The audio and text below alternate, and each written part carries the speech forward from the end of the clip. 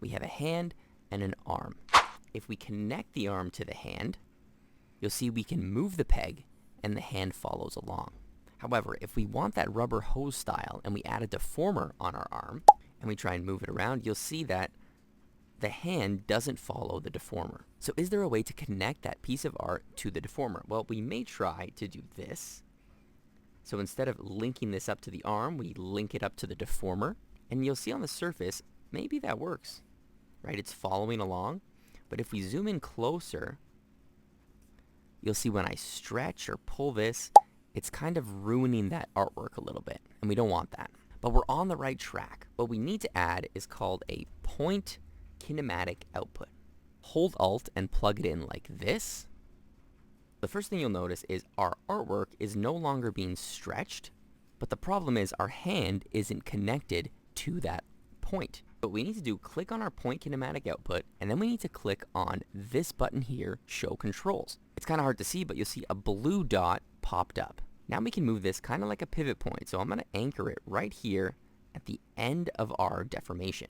Now when we move our points, you'll see our hand is connected and it's not being stretched. So you'll notice our hand doesn't rotate when our arm does. Oh, we can go into our properties of our point kinematic output, take a look at this sampling type, and we can kind of change how it reacts. So 1-point sampling, we're really only sampling the X and Y. If we change it to 2-point sampling, now our hand rotates.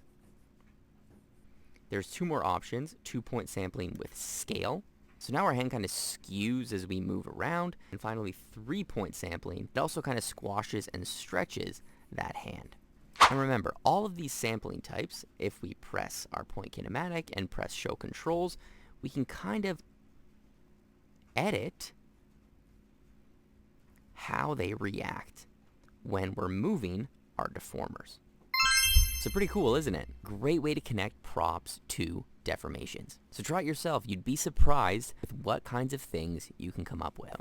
If you're feeling fancy, how about this elegant necklace? All these pieces are connected with a point kinematic output, so they deform as we move the necklace around. We're using 2-point sampling on the main piece, so it rotates with our deformer. Or how about this cool fishing rod? Here we used OGL controllers, and we can kind of move these around pretty easily as we reel in that fish. Here we've used double sampling with scaling, so our handle deforms as we stretch our fishing rod. We've even linked these functions, so when we rotate this, the fish actually gets reeled in. So really fun. This is actually something I learned from Toon Boom's advanced rigging course. So let me know in the comments if you have any questions. Thanks for watching. I'll see everybody in the next video.